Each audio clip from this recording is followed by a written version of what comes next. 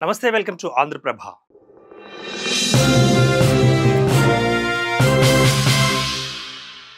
ఏపీలో వైసీపీ ప్రస్తుత పరిస్థితికి జనసేన కారణమా అంటే అవుననే చెప్పాలి.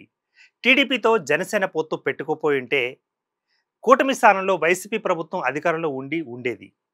అందుకే ప్రస్తుతం టీడీపీ కంటే జనసేననే ప్రధాన ప్రత్యర్థిగా భావిస్తోంది వైసీపీ. ఇదేం ఇప్పుడు మొదలైంది కాదు. జనసేనపై వైసీపీ మొదటి నుంచి తీవ్ర వ్యతిరేకతను ప్రదర్శిస్తోంది.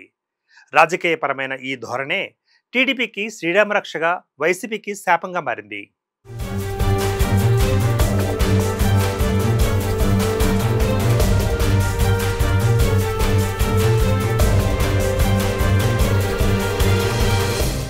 ఏపీలో జనసేనను కలుపుకుంటేనే టీడీపీకి రాజకీయ భవిష్యత్.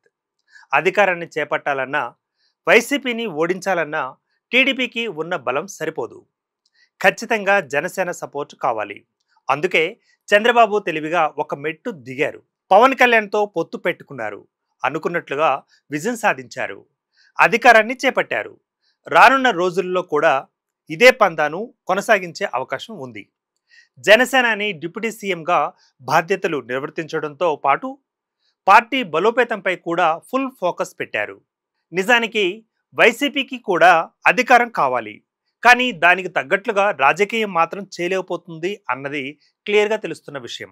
వైసీపీ పరాభవానికి తన వైఖరే కారణం అయినప్పటికీ ఆ పార్టీ నేతల్లో ఎలాంటి మార్పు రాలేదని చెప్పుకోవచ్చు.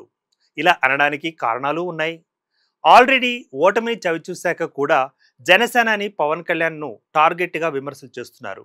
దీనివలన రాజకీయంగా నష్టపోతామని తెలిసినప్పటికీ వైసీపీ నేతలు ఇదే వైఖరిని ఫాలో అవుతుండడం గమనార్హం. అంతేకాదు, చంద్రబాబు కంటే పవన్ కళ్యాణ్నే ఎక్కువగా టార్గెట్ చేయడం నిజంగా ఆశ్చర్యకరం. అయితే ఇటీవల కొంతకాలంగా వైసీపీ అధినేత వైఎస్ జగన్ మాత్రం పవన్ కళ్యాణ్ను అంతగా పట్టించుకోవడం లేదు. ఆయనను లక్ష్యంగా చేసుకోవడం వలనే రాజకీయంగా నష్టపోయామన్న విషయాన్ని ఆయన గ్రహించినట్లున్నారు.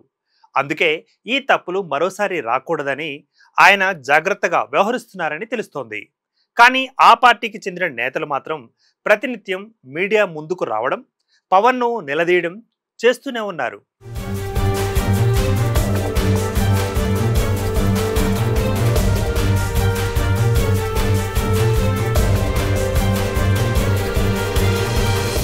రీసెంట్గా అసెంబ్లీ వేదికగా బాలయ్య వర్సెస్ చిరంజీవి వివాదం చెలరేగింది. దీనిపై పవన్, నాగబాబు రియాక్ట్ కావాలంటూ నానా యాగి చేసింది. నిజానికి ఇది అనవసరం. ఎందుకంటే ఈ వ్యవహారంపై స్పందించకపోతే రాజకీయంగా నష్టపోయేది పవన్ కళ్యాణే, జనసేన పార్టీయే. ఇక అభిమానుల్లో కానీ, పార్టీ క్యాడర్లో కానీ చులకన అయ్యేది వారే. దాన్ని ఉపయోగించుకోవాల్సింది పోయి ప్రతి సందర్భంలోనూ పవన్ను వైసీపీ టార్గెట్ చేస్తోంది. దీంతో అభిమానులు ఈ విషయాలన్నీ పక్కన పెట్టి పవన్కే సపోర్టుగా నిలుస్తున్నారు. మొత్తంగా పవన్పై చూపిస్తున్న వ్యతిరేకతే వైసీపీ ఓటమికి కారణం.